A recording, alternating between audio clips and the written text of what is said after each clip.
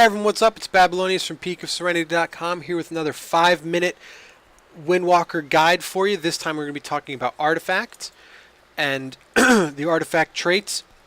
If you want more information about this stuff, please check out the artifact page and all the other pages on PeakofSerenity.com. It's got a lot more information about Windwalkers and all 3 specs for monks. So if you want more information, please check that out. So let's put 5 minutes on the clock and see if I can cover our artifact in 5 minutes or less. Here we go. Alright, so our artifacts are called Fists of the Heavens.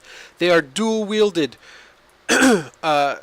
fist weapons. Cannot be transmogged into anything except fist weapons, sorry. So the first thing we get is Strike of the Warlord. This is our artifact ability. It is a AoE, technically cleave ability. It does reduce damage to secondary targets beyond the one you have targeted. It has costs 2 chi and has a 40-second cooldown that is not reduced by haste. So next we get Dark Skies, which increases the damage of Blackout Kick. Then we go to Rising Winds, which increases the damage of Rising Sun Kick by 5% per stack. This is typically one of our better non-golden traits. Then you're going to go to Death Art. Again, this is if you want the best route for leveling your artifacts. So you're going to go counterclockwise. Dark Skies to Rising Winds. Death Art, which gives you a chance to it reduces the remaining cooldown on your Touch of Death if it kills a target, or if Touch of Death fails to go off because they die. Next, you get Light on your Feet, which increases your dodge chance by 13%. Well, roughly 3% per trait. Then you're going to go over here and you're going to grab Fists of the Wind, which increases the damage dealt by Fists of Fury by 5% each. Then you're going to come grab Spiritual Focus, which increases the damage and healing bonus of Serenity or Strike of the Windlord, or Storm, Earth, and Fire by 5%. So Serenity goes from 40% to 45% more damage, whereas Storm, Earth, and Fire goes from 45 to 50% more damage. Then you're going to come over here and you're going to grab Inner Peace, which increases your maximum energy by 10 energy per rank. Then you're going to come up here and grab Transfer the Power, which gives you a stacking buff, which increases the damage of your Fist of Fury by 3% per stack, up to 10 stacks, and you get a stack by casting Blackout Kick or Rising Sun Kick.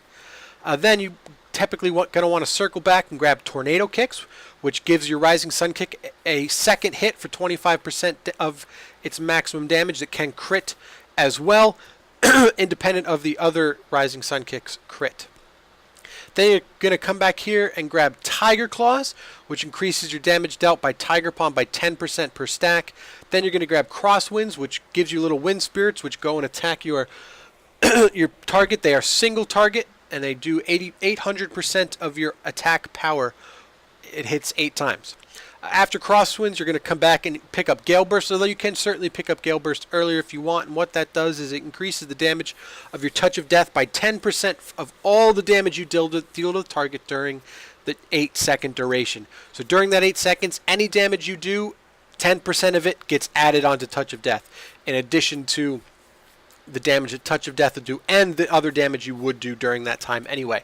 So it's very similar to a Soul Capacitor if you played back in Hellfire Citadel, except the damage you do during the buff continues to hit.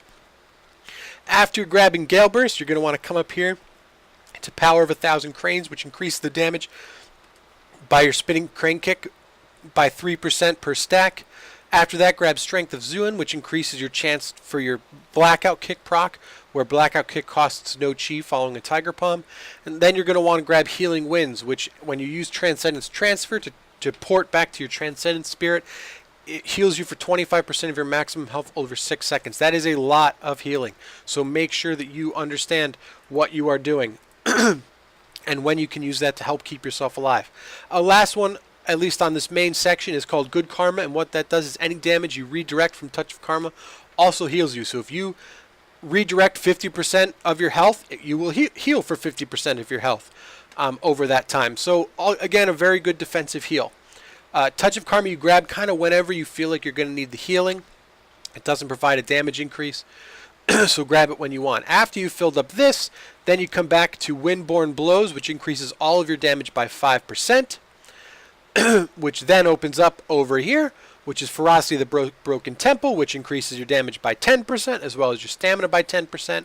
Then you're going to want to grab Split Personality, which reduces the cooldown of Serenity and Storm, Earth, and Fire by 5 seconds apiece, reduces their base cooldown from 90 seconds to 70 if you have 4 ranks, and it's 5 seconds per stack. Then you're going to want to grab Master of Combinations, which gives you an aura, well, a buff to you and 4 allies for 6 seconds anytime that you trigger combo strikes, which is our mastery. There's a chance to provide mastery to everybody.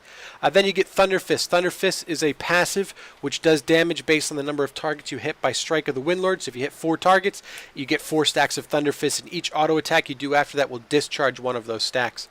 Finally, we have Concordance of the Legion Fall. You cannot get Concordance until you have filled up all of the spots and maxed out. Once you get Thunder Fist, you go back and you put 4 into all of the other stacks, typically going Fists of the Wind, Rising Winds, then you can kind of skip around. Nothing else after that really matters as much. But once you hit all 4 out of 4 on everything, then you get Concordance of the Legion Fall, which gives you a buff which increases your agility by a portion for 10 seconds. It gives you another buff to track whoop-de-doo. So hopefully that answers it. It was very difficult to do this in 5 seconds or 5 minutes. I didn't quite get it in under 5 minutes, but hopefully this answers more questions than it creates.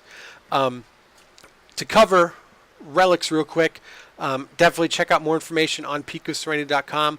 But in terms of Relics, you want mainly Rising Winds for single target or Fists of the Winds for multiple targets.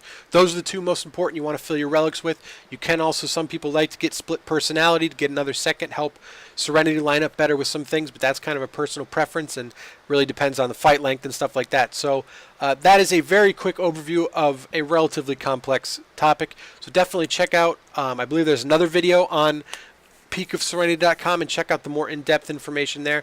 Hope this answers more questions than this creates. If you like this content, please support us through Patreon and PayPal, which you will find links in this video as well as on PeakofSerenity.com.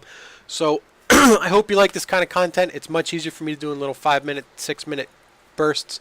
So thank you very much for watching, and until next time, I will see you later.